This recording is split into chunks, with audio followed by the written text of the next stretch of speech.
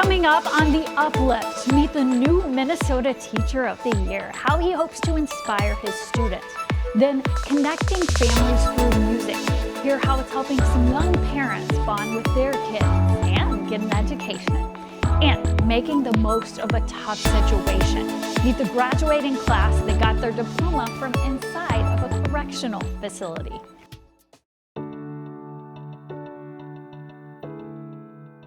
Welcome to the Uplift. In this digital series, we're going to be sharing some of our favorite stories. We hope will put a smile on your face. That's our goal here, to lift your spirits for at least the next 30 minutes, hopefully a lot longer though.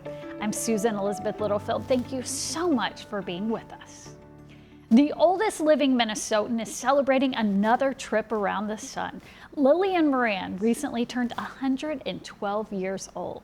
She grew up in Maddock, North Dakota, but now lives closer to family in Moorhead. Her family says that they were supposed to celebrate her birthday back in March, but she actually got COVID for a second time. Well, she is doing better.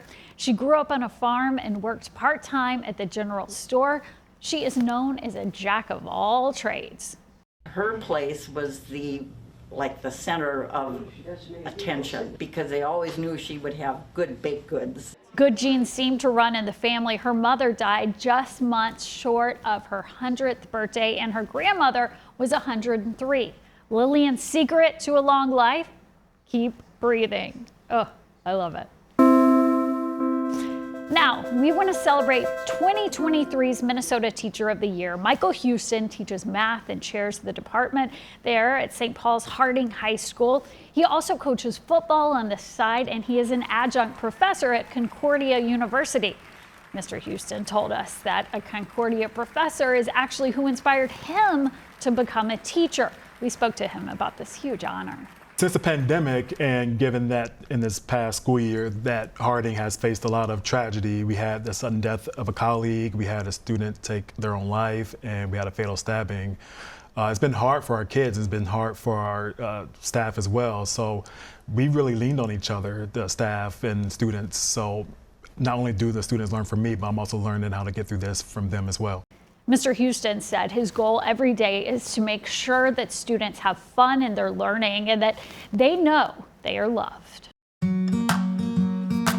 You've probably heard the phrase, music is the universal language. Well, I went to visit a very special place to listen in, as that language also strengthens families. Take a listen. This is what Longfellow School looks like. This is what it sounds like. At this Minneapolis school, students are also parents. So roll call sounds like this. Hello, Vivian. So glad to see you. Mariah is Vivian's mom. For me, I have gone through a lot in my life, struggled with addiction. She literally saved me. I don't think I would be at this school right now. I don't feel like I would be getting my education right now if it wasn't for her. And this is Ismaela's blessing, Victoria.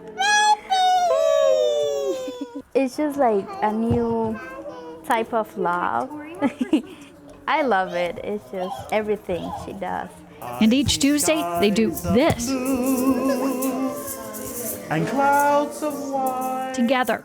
Longfellow only has about 30 students, so resources are tight. But through a grant, they now have a boisterous music program run by local choral nonprofit, Vocal Essence. What a wonderful world. All of the moms have so much on their lives, on their plates in their lives. So what I found is they don't have an opportunity to really express themselves.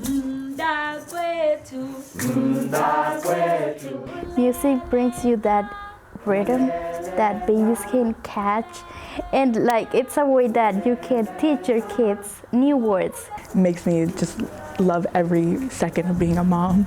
And that is the point. Even when the beat is unexpected, they are still savoring the rhythm of life.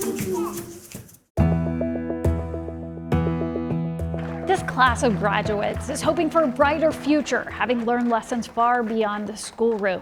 They've been attending college classes inside of Lino Lakes Correctional Facility. Derek James introduces us to the program and the new grads who are grateful for a fresh start. A celebration for completing higher education. Moved your tassels? But these men still have to complete their debt to society. I did this to right or wrong, if you will, you know. Jamar Brown was convicted of second-degree unintentional murder as a 17-year-old. He's now 22 and isn't scheduled to get out until he's 30. Our life not on pause. You got to make sure you come home with tools to not come back to this place, man. That's the goal of TREC, a collaboration between Minneapolis College, Metro State University, University of Minnesota, and Lino Lakes Correctional Facility that started in 2021.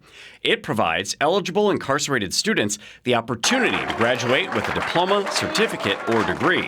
Jamar's classmate, Ronald Thomas, explains the difficulty of college behind bars this way. It's like holding your breath and trying to breathe at the same time. Thomas was convicted of criminal sexual misconduct. He's been in jail since 2008 and has 5 years to go. You can look at this in two ways. You can look at this as punishment, or you can look at it as opportunity to change.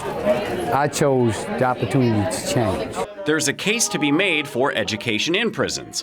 A RAND study found inmates who participate in programs like TREC are up to 43% less likely to reoffend and return to prison.